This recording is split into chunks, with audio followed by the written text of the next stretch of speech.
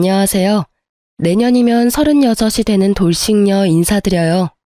얼마 전 끈끈이 주걱 같은 전 남편과 시댁에서 겨우 탈출에 성공한 사람이네요. 저는 이혼 전 고민 기간일 때는 사연들을 많이 읽었어요. 저의 답답한 마음을 어떻게든 다스려보고자 이것저것 안 해본 것도 없었네요. 그리고 지금은 그런 고민에서 탈출해서 새로운 삶을 살며 이혼 사연을 쓰게 됐어요. 솔직히 글을 쓰니 왜 이런 글을 사람들이 쓰는 걸까 이해가 가더라고요. 글을 쓰니 머릿속이 정리가 되면서 제가 결정한 일들이 당연했다는 걸 다시 느낄 수 있었거든요. 저는 남편과 살짝 늦은 나이에 결혼했어요. 32에 결혼해서 36에 이혼. 총 4년의 결혼 기간은 저에게 그다지 좋은 기억이 되지는 않아요. 결혼 이후부터 제게 들이운 먹구름은 상상을 초월하는 것들이었거든요. 저는 사실 많이 덜렁거리는 타입이에요. 물건도 자주 잃어버리고 약속도 잊어버릴 때가 있어요. 사람들은 신경을 쓰지 않아서 그렇다고 하는데 그렇다기보다는 한 가지에 집중하면 그냥 다른 걸 잊게 되는 성격인지라. 걸을 때도 다른 데를 보면서 걷게 돼서 자주 넘어지거나 부딪히기도 하고요. 그런 저에게 딱 맞는 사람이라고 생각한 게 저희 남편이었죠. 꼼꼼하고 계산적인 남자. 무엇이든 준비가 되어 있지 않으면 시작조차 하지 않는 남자. 그런 남자가 제 남편이었어요. 그럭저럭 괜찮은 궁합이라는 생각이 들지 않나요? 자주 잊어버리고 부딪히는 저와 모든 걸 준비해서 완벽하게 행동하는 남편. 저와 모든 것이 정반대였지만 그런 부분에 반해서 결혼한 게 맞아요. 그런데 그게 잘못됐던 거죠.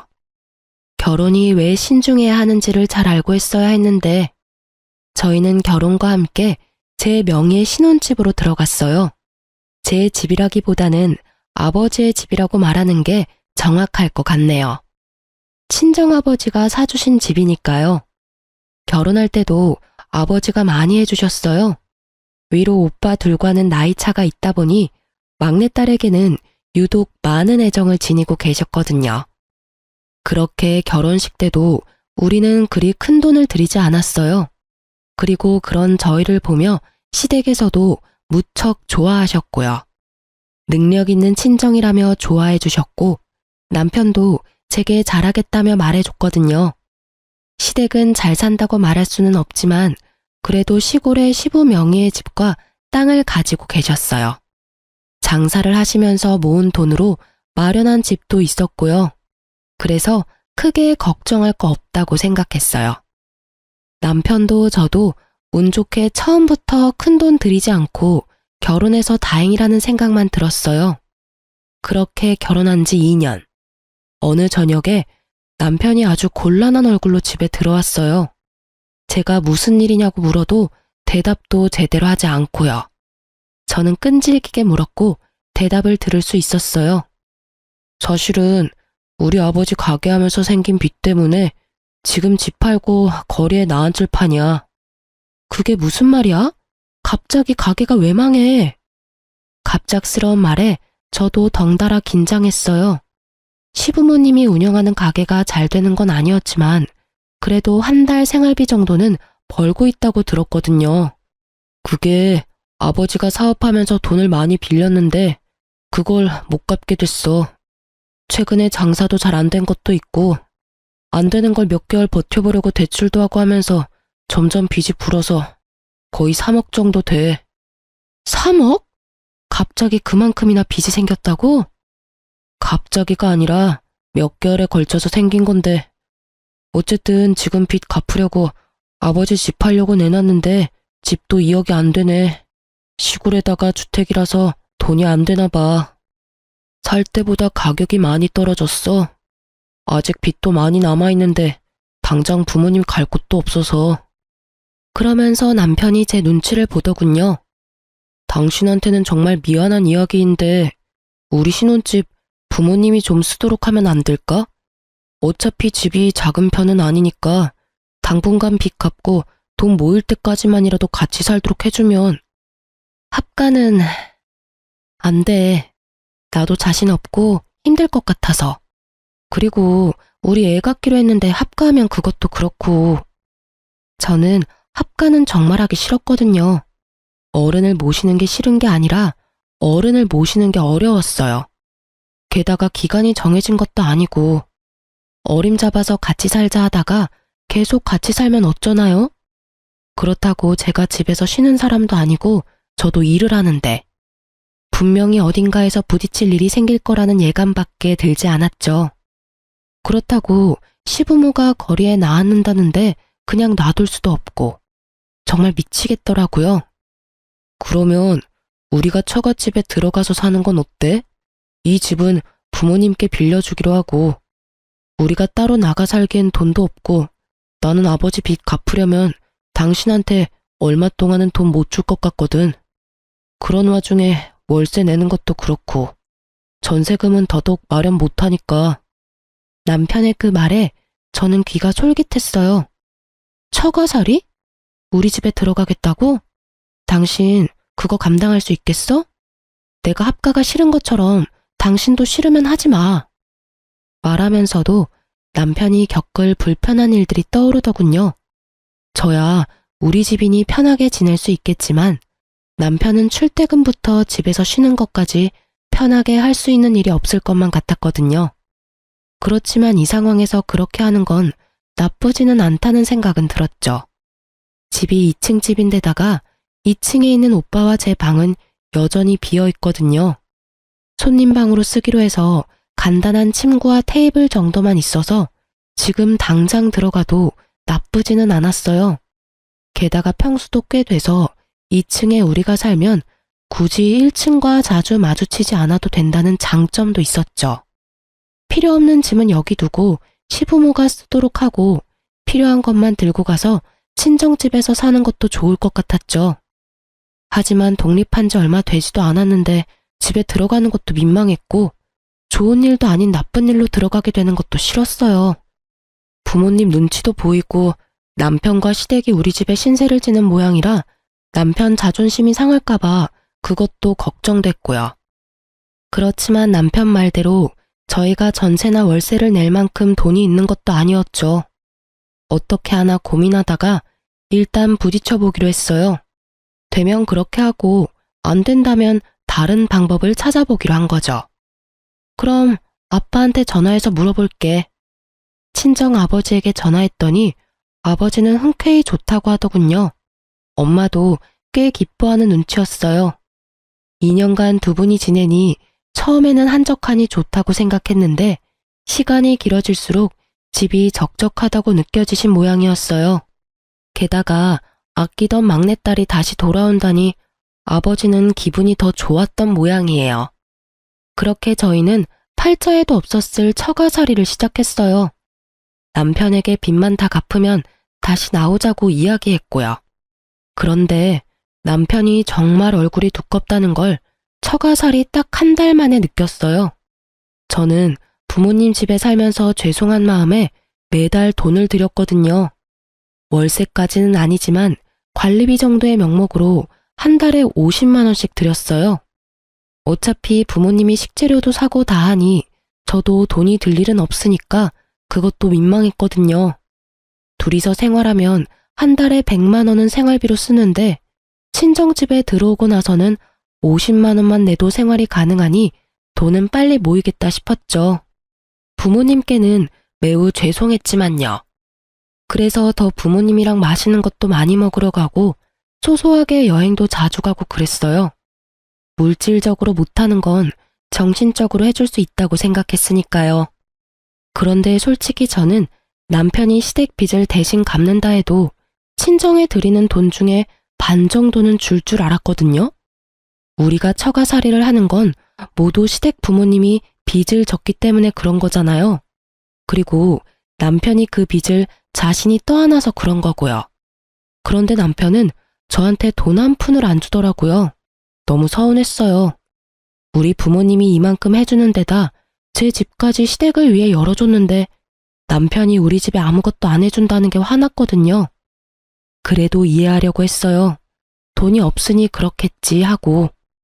그런데 단순히 돈이 없는 것뿐이면 적어도 감사하다, 고맙다, 이런 말 정도는 할 수 있잖아요.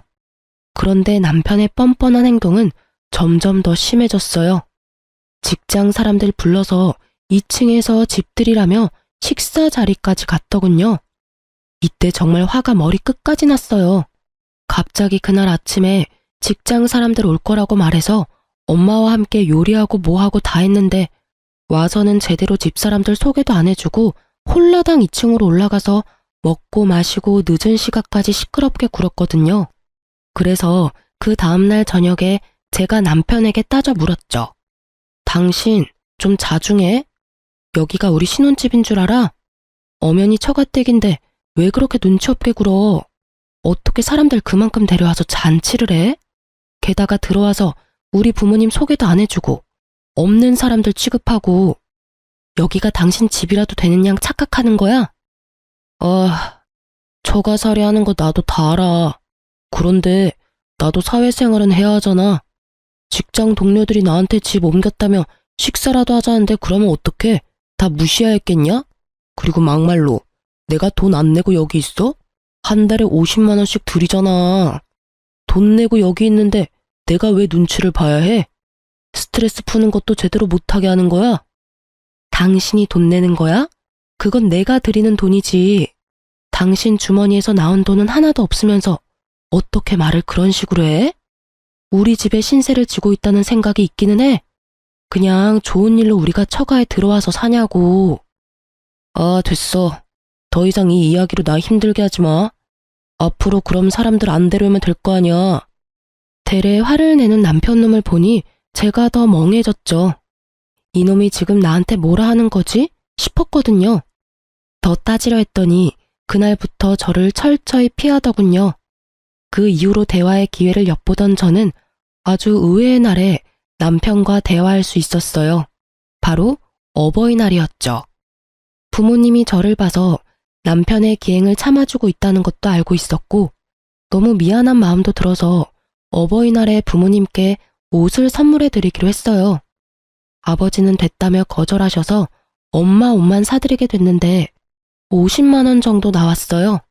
백화점에서 아래 위로 옷을 사니 그 정도 되더라고요. 아깝다는 생각보다는 신세 진 거만큼 못 드려 죄송하다는 마음이 더 컸죠. 그렇게 옷 사고 집에 와서 영수증을 서랍에 넣어뒀는데 그날 저녁 남편이 그 영수증을 봤는지 저를 부르더라고요. 당신 이 영수증 뭐야? 뭐 하는데 하루에 50만 원이나 썼어? 오늘 어버이날이었잖아. 엄마 옷 사드렸지. 우리 엄마 것도 샀어? 아니? 여태까지 각자 부모님 선물은 각자 했었잖아. 당신 혹시 선물 준비 안 했어? 여태껏 남편과 저는 시댁과 친정 어버이날 때나 추석 명절 때는 각자가 용돈을 드렸어요. 그래서 이번에도 그렇게 할 거라고 생각한 거죠. 당신 진짜 생각 없이 산다. 지금까지는 각자 했었어도 이번에는 상황이 다르잖아. 내가 빚 갚느라 돈 없다고 했으면 당신이라도 준비했었어야지. 내가 돈이 있었으면 준비를 안 했겠어? 어떻게 이렇게 시댁에 무심해? 저한테 생각이 없다고 말하는 남편을 보니 더 어이가 없었죠. 왜 나한테 화를 내? 빚을 갚느라 돈이 없는 게 당신 사정인 건 알아. 그래서 내가 당신한테 생활비 한 푼이라도 받는 거 있어? 나도 내 돈으로 모든 걸 다 내고 있는데 왜 당신한테 그런 소리 들어야 해? 빚 갚는데 월 100만 원씩 들면 남는 돈들은 어디 갔는데?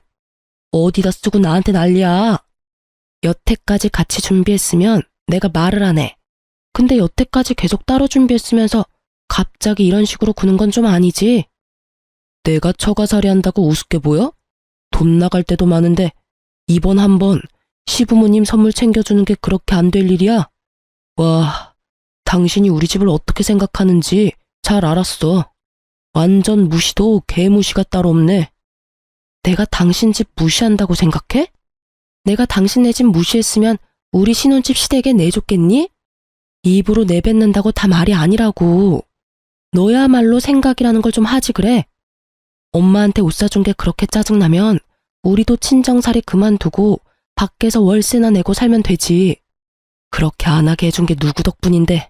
그러는 너는 감사 인사 한번 안 하는 주제에 그렇게 치면 너는 이번 어버이날에 우리 부모님께 선물 하나라도 해야 하는 거 아니야?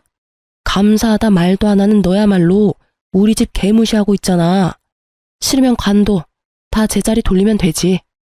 네가 원해서 우리 이렇게 살고 있는 거거든? 제 말에 남편이 입을 꾹 다물더라고요.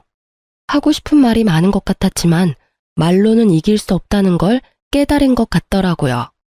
솔직히 지금 당장 제가 시댁 식구더러 나가라고 하면 어떻게 되겠냐고요. 친정 덕분에 겨우 사람 구실하며 살고 있는데도 모가지 뻣뻣하게 세워서는 마치 부모님의 선의가 당연한 권리인 양 취급하는 남편이 너무 꼴보기 싫었어요. 이참에 남편의 그런 생각을 아예 날려주고 싶기도 했고요. 시부모님이 돈 한 푼 안 내고 우리 집에서 사시는 것, 당신이 돈 한 푼 안 내고 친정에서 사는 것, 알고 있으면 최소한의 예의는 지켜. 언제까지 처가살이해야 할지 모르는 상황에서 우리한테 밥 차려줘, 청소해줘, 다 해주는 우리 엄마한테 고마워하는 자세라도 가지라고.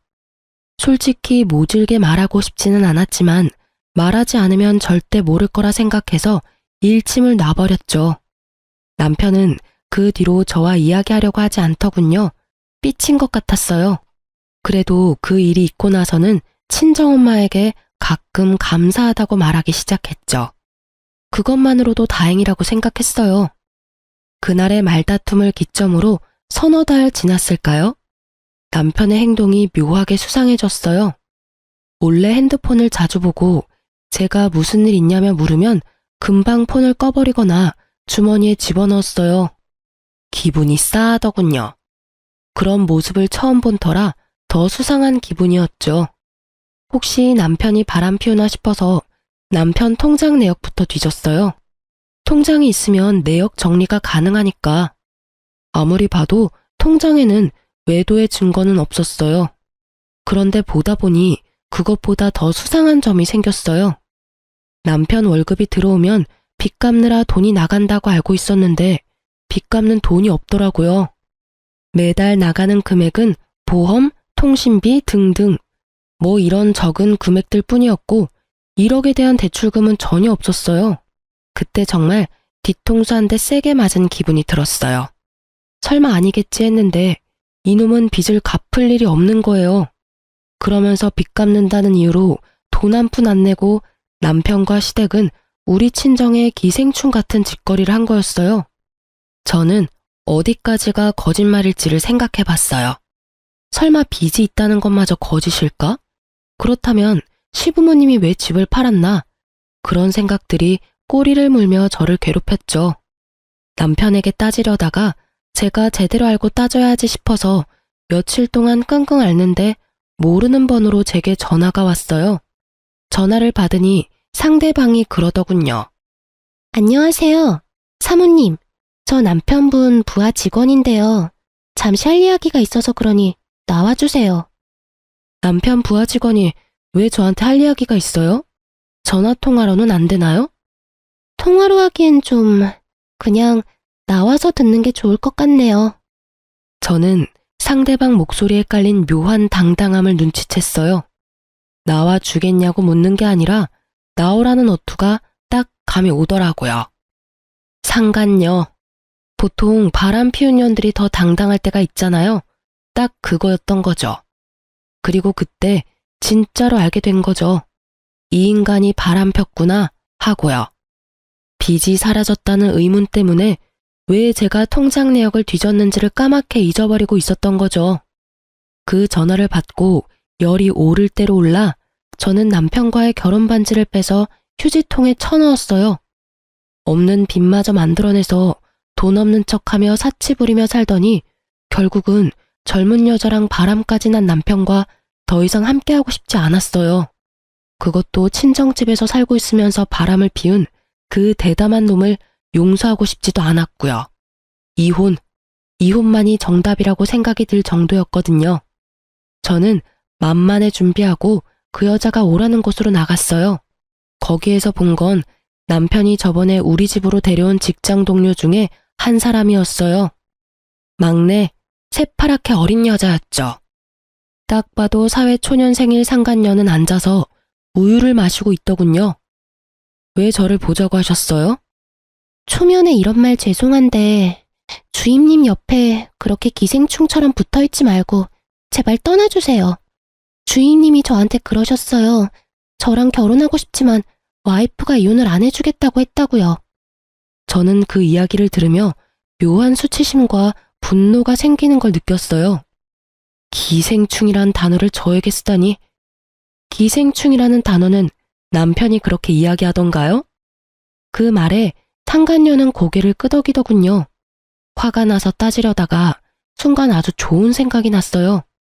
상간녀의 말을 들어보면 남편이 상간녀에게 거짓말을 했다는 거잖아요. 그렇다면 그걸 역으로 이용할 수도 있다는 말이니까요. 기생충이라. 맞아요. 저 그 남자랑 이혼할 생각 없어요. 솔직히 이혼할 필요도 없고요. 그리고 솔직히 그 사람 바람 피운 거 사실인지 아닌지도 모르고 지금 하는 말들 그냥 당신이 하는 말에 불과하잖아요. 왜 그 사람을 이렇게 괴롭혀요? 다 알아요. 당신이랑 당신 부모가 주임님 집에 들어와서 흥청망청 살고 있는 거요. 본인한테 부끄럽지도 않아요? 어떻게 가족들이 다 같이 들어와서 주임님만 고생하게 만드냐고요. 이 정신 나간 남편놈은 이 젊은 상간녀에게 저와 우리 부모님이 남편 집에 들어와 얹혀 사는 것처럼 말했더라고요. 그 이야기를 들으니 열이 받았지만 일단 저는 그 여자에게 말했어요. 그래서요? 그게 뭐가 잘못됐어요? 부모님이 힘들면 같이 모시고 살 수도 있지. 힘들다고 말했다고 해서 당신이 무슨 권리로 그런 말 하는 건데요? 아, 상간녀라서 그런 말 하는 거예요? 제가 이혼해주면 결혼할 수 있을 것 같아서. 근데 법적으로는 제가 와이프예요. 당신은 아무런 관계도 아닌 거죠. 관계가 있다면 상간녀, 그뿐이고요.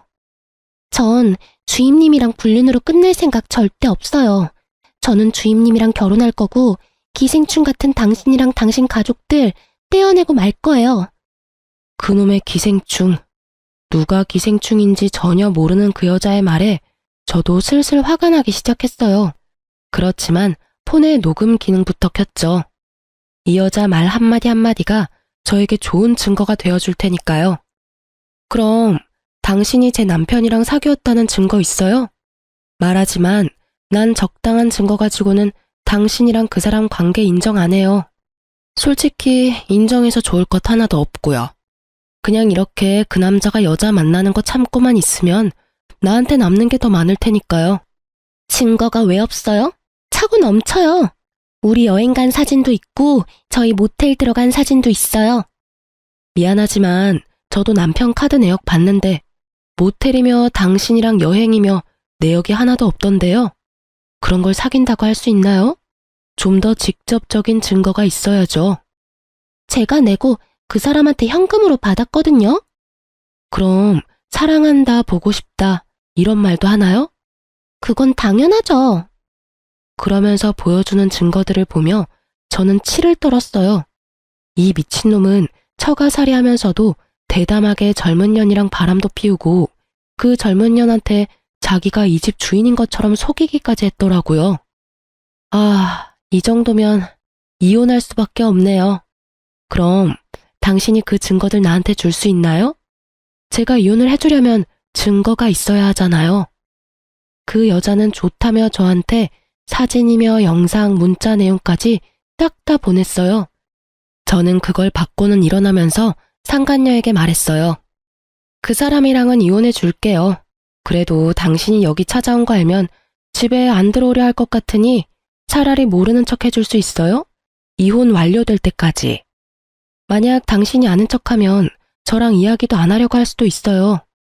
그랬더니 그 여자는 알겠다고 이혼 꼭 해달라고 다짐받고는 웃으며 나가더군요. 진짜 기가 막혀서. 증거 사진 얻으려고 한 짓이지만 진짜 말하면서도 욕이 나오는 걸 겨우 참았어요.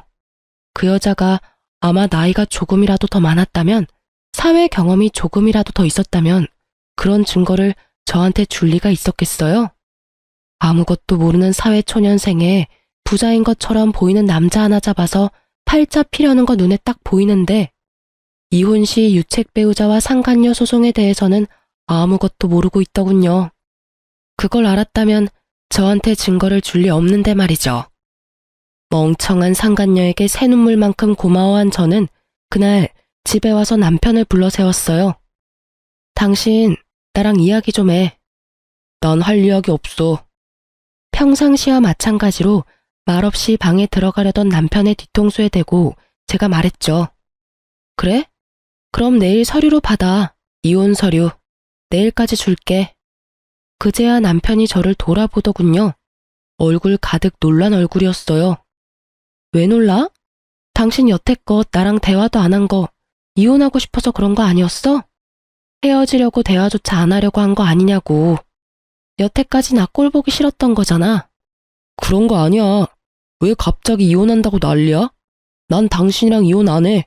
내가 뭘 잘못한 게 있어서 당신이랑 이혼을 해? 잘못한 게 차고도 넘친다는 말을 하려다가 겨우 삼켰어요. 당신이 나한테 잘못한 게 없어? 당신이 나랑 이혼하고 싶어서 나한테 이렇게 대면대면하게 구는 거 아니야? 대화도 없어 늦게 들어와 애 가질 생각도 안 해. 그게 바로 이혼하자는 신호였겠지. 내가 늦게 알아채서 미안하니까 이혼 바로 해줄게. 아니야, 그런 거 왜 지레짐작하고 그래? 진짜 바쁘고 힘들어서 그래. 이혼 이야기 절대로 꺼내지도 마. 앞으로 좀 더 노력할게. 일찍 들어오고 아기도 가져보자 우리. 그러니까 이혼은 생각도 하지 마. 내가 잘할게. 응? 아, 왜 이혼 안 해주려고 하는데? 나는 이제 이렇게 살기 싫어. 지치고 힘들어. 당신이 원하는 대로 다 해줬는데도 정작 나한테는 지금 뭐가 남았는데? 네가 보내는 그 짜증난다는 눈빛만 남았잖아. 넌 모르지? 네가 날 어떤 눈으로 보고 있는지. 참 보고 있으면 기분 더러운 눈빛이거든? 내가 왜 너한테 다 줘가면서 그런 혐오를 받아야 해? 나도 내가 소중해. 그냥 다 끝내고 새로 시작하고 싶어. 제 말에 남편 놈은 아주 당황스러워 보였어요.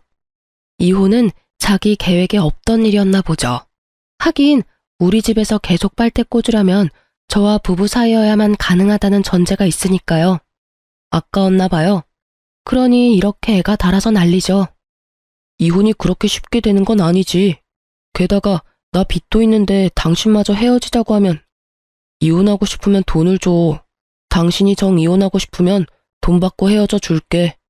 정신 나간 놈. 정말로 거머리 같은 놈.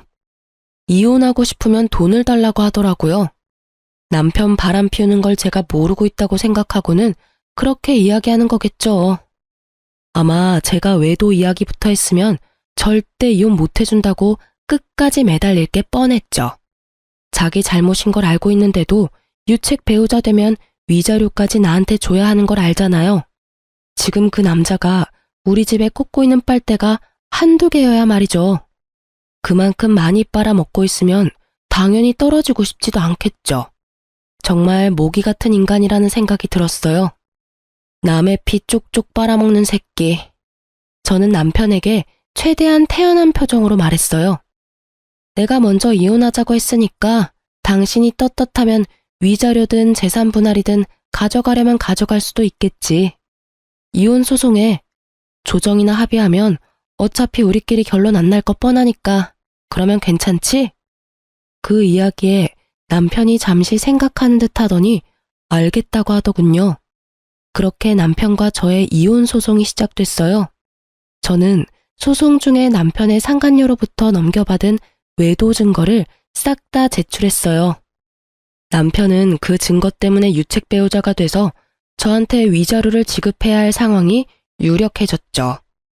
남편이 친정집으로 저를 찾아와서는 따지더군요. 당신 설마 내 뒤를 캐고 다닌 거야? 그거 어디서 얻은 자료야? 남의 핸드폰 뒤지거나 보는 거 사생활 보호법으로 걸릴 수도 있거든? 다 알고 지금 나 엿먹이는 거지? 난 법에 저촉된 적 한 번도 없어. 그 증거 자료들 당신 상간녀한테서 다 넘겨받았어. 본인 허락하에. 본인이 직접 나한테 줬지. 못하면 그날 같이 대화한 녹음도 들려줄까?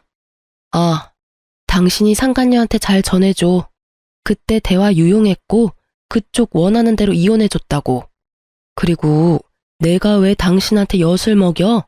원하는 대로 해줬는데 왜 너한테 욕먹냐고.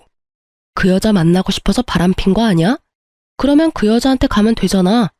나한테 무슨 메리트가 있다고 여기 와서 이래? 제 말에 남편이 입을 벌리고는 아무 말 못하더군요. 그 여자가? 남편은 믿지 못하겠는지 상간녀에게 전화를 걸어 확인을 하더군요. 너 설마 와이프한테 직접 이혼해달라고 했어? 그랬어. 오빠가 헤어지고 싶은데 와이프가 들러붙는다며. 그래서 내가 정리해준 거야. 나 잘했지? 그럼 이제 우리 둘이 그 집에서 살 수 있는 거야? 천진난만하고 아무것도 모르는 백침이 넘치는 목소리를 들은 남편 얼굴이 하얗게 질렸더라고요. 오빠, 왜 대답이 없어? 이혼 잘 되고 있는 거 맞지? 그럼 우리 결혼식은 어디서 할래? 좀 비싼 데서 해도 돼? 나 엄청 홀 넓은 데서 결혼식 하는 게 꿈이었는데. 스드메라도 먼저 알아볼까? 근데 결혼식 빨리 해야 할지도 몰라. 사실은 나 오빠 아이 임신했거든. 저도 몰랐던 새로운 소식을 전하는 수줍은 상간녀의 전화를 남편이 뚝 끊어버리더군요. 확인 다 됐지? 상간녀가 애까지 가졌다니 축하해. 나랑 이혼하고 둘이 결혼 빨리 하면 되겠네. 그 여자를 얼마나 사랑했으면 나랑은 몇 년이 되도록 애가 안 생기는데 그 여자하고는 얼마 되지도 않았는데 애가 생겨? 그래놓고 나한테 잘하겠다, 나를 사랑한다, 그따위 말을 그렇게 쉽게 할 수 있는 거야? 당신 말에 진실 따위 없다는 건 이제 다 알았어. 그리고 당신이 그 여자한테 친정 부모님과 나에 대해 뭐라고 했는지는 잘 들었어. 뭐라더라? 내가 기생충처럼 당신한테 들러붙어 있다고 했던가? 게다가 우리 부모님까지도 기생충을 만들었더라고. 진짜 기생충이 누군데, 어? 가족 전부 우리 친정집에 들어와서 돈 한 푼 안 내고 생활하면서, 뭐? 기생충? 너야말로 기생충 같은 놈이야, 이 밥버러지 같은 놈아. 제 말에 남편이 곤란한 얼굴을 했어요. 이런 상황까지 올 줄은 몰랐던 거죠. 항상 꼼꼼하게 모든 걸 계획하던 남자에게 그 상간녀의 행동은 예상 밖이었을 거예요. 그렇게 계속 거짓말을 하니 상간녀가 마음이 동해서 이런 짓을 벌인 게 아니겠어요? 그날 식사 대접한답시고 처가에 와서는 자기 집이라며 처가 식구들 다 얹혀 산다고 말하면서 떵떵거렸을 때 그 상간녀가 이 집과 남편을 뺏고 싶다는 생각을 하게 만들어버렸으니 말이죠. 결국 남편이 제 앞에 무릎을 꿇더군요. 여보, 미안해. 정말로 미안해. 나는 진짜로 그런 의도가 아니었어. 이러서 내 허락 없이 무릎 꿇지 말고 사과도 하지 마. 난 사과받기 싫어. 용서해줄 생각도 없고 다 필요 없으니까 그냥 내 앞에서 꺼져줘. 당신 부모님들도 다 데리고 나가. 당신이 나한테 용서받는 길은 그냥 영원히 내 앞에서 그 면상 들이대지 않는 거거든? 여보, 한 번만 용서해줘. 당신 나 잘 알잖아. 나 빚도 있고 이대로 나가면 변변찮은 집도 못 구해. 그 여자는 내가 깔끔하게 정리할게. 정말로 그냥 즐기는 사이였고 솔직히 그 애도 내 애가 아닐 수도 있어. 나는 적어도 피임은 확실하게 했는데. 남편놈과 상간녀의 피임 이야기까지는 듣고 싶지 않았던 저는 남편에게 버럭 화를 냈어요. 그만하라고. 너 빚 없는 거 알아. 이미 다 안다고. 네 상간녀가 찾아온 것보다 너한테 빚이 없다는 걸 먼저 알았어. 그래. 여태껏 돈 한 푼 안 내고 처가 차리하니 좋았어. 아주 젊은 여자한테 돈 펑펑 쓰면서 하고 싶은 거 하면서 잘 살았더라. 시댁도 빚 없는 거 알고 있어. 시댁 집 판 돈으로 시동생 아파트 한 채 해줬던데 그 돈 마련해 주려고 집 팔고 우리 집에 들어와 눌러 앉은 거야? 대단해. 정말 대단해.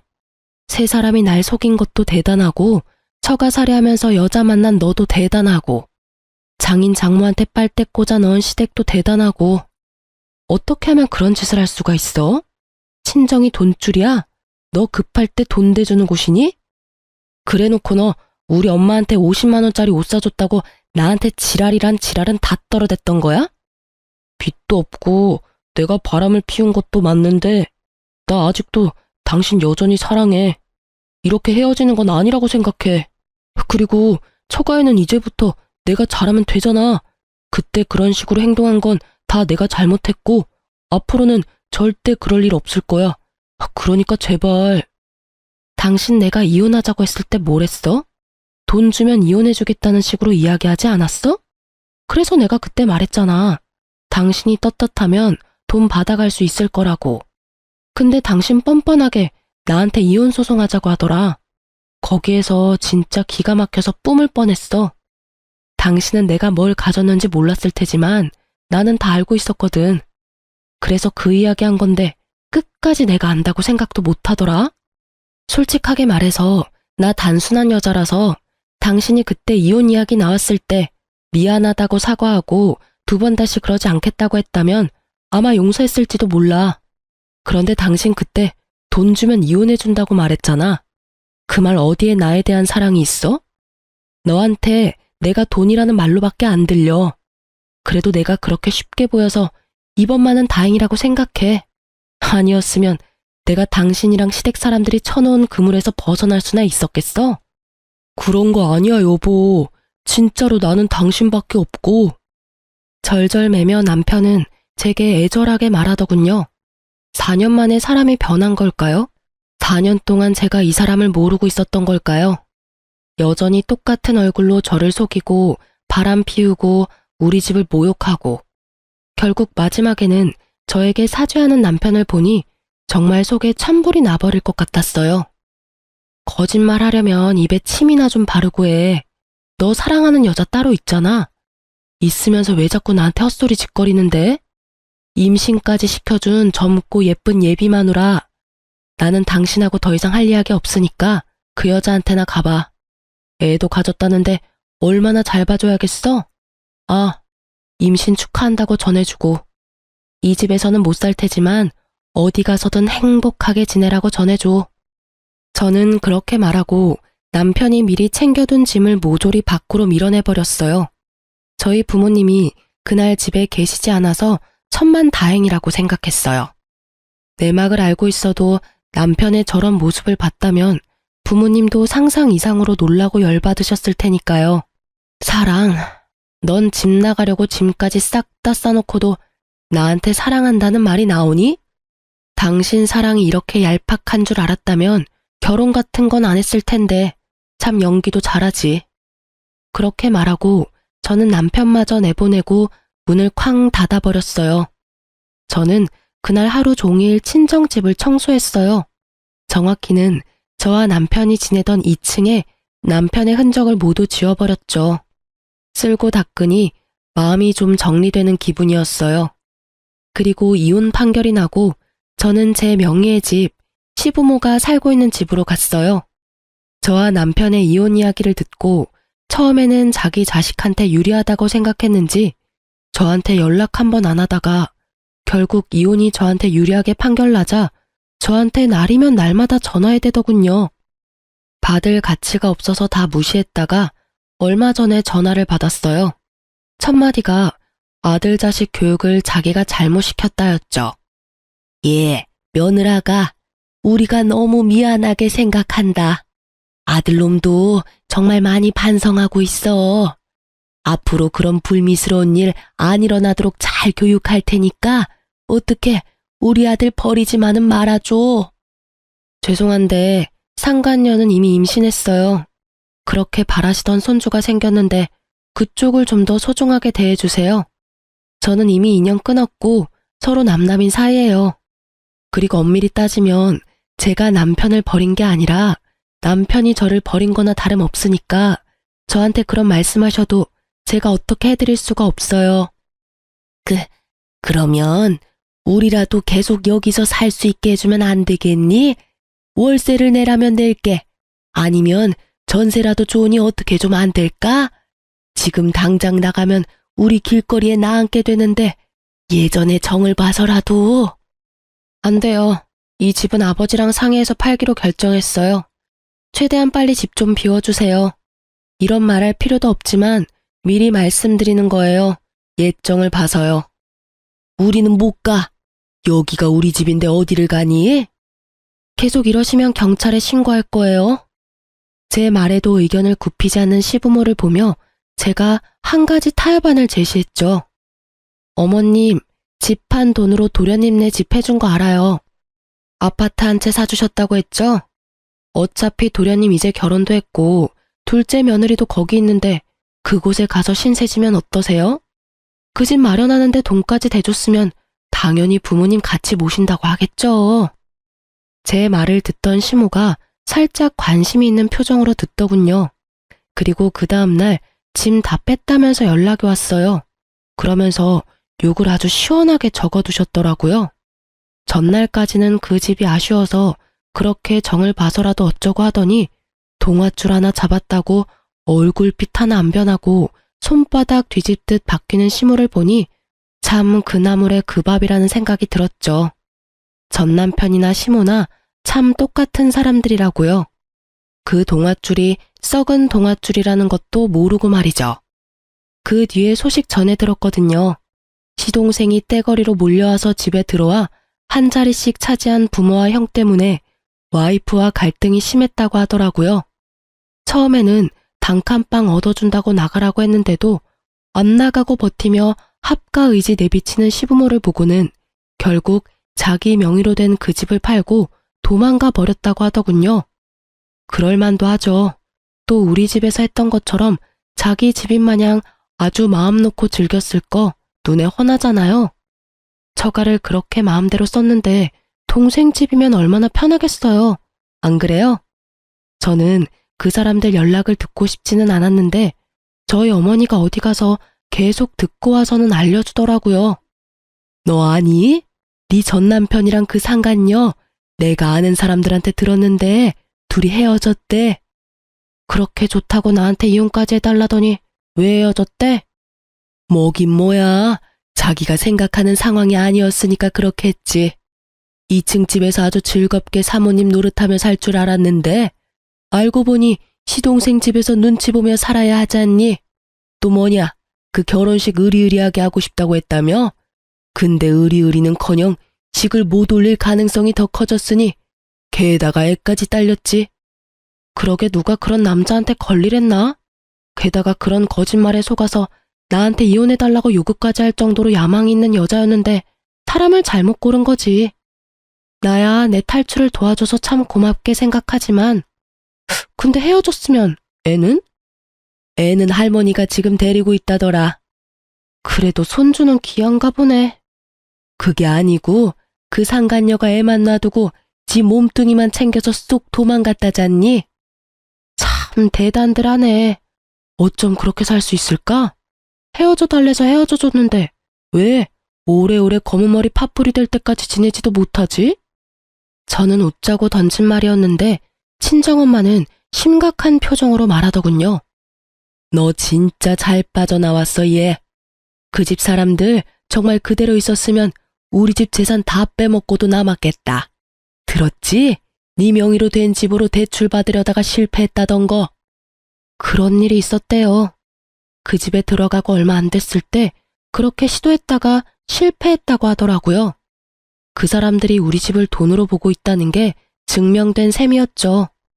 그렇게 마지막으로 들은 소식은 전 남편과 시부모가 단칸방 생활하며 택배 알바를 하며 살고 있다는 거였어요. 친정집에 거머리처럼 붙어서 핏 빨아먹더니 전 남편은 도리어 본인에게 거머리가 2마리 붙은 셈이었죠. 솔직히 자업자득이라 불쌍한 생각도 안 들 정도예요. 저는 제 명의 아파트는 꼴도 보기 싫어서 팔아버리고 새로운 곳으로 이사했어요. 전 남편은 다 잊고 새로운 인생을 살기 위해서 지역도 다른 곳으로 옮겼어요. 탁 트인 바다가 보이는 곳에서 물 흘러가듯 그렇게 잔잔하게 살고 있어요. 만나보라는 인연은 많았지만 제가 겁이 많이 나서 시도도 못 해보고 다 거절하고 있는 중이에요. 참 신기한 게 이렇게 한번 데이고 나니 당분간은 가까이 하기 싫더라고요. 이렇게 글을 쓰니 속이 후련하네요. 이제야 모든 게 제자리를 찾은 것 같은 기분이 들어요. 앞으로도 저는 저만의 행복을 찾으면서 살려고요. 글 읽는 분들도 자신을 소중히 하며 행복한 날 보내세요. 감사합니다.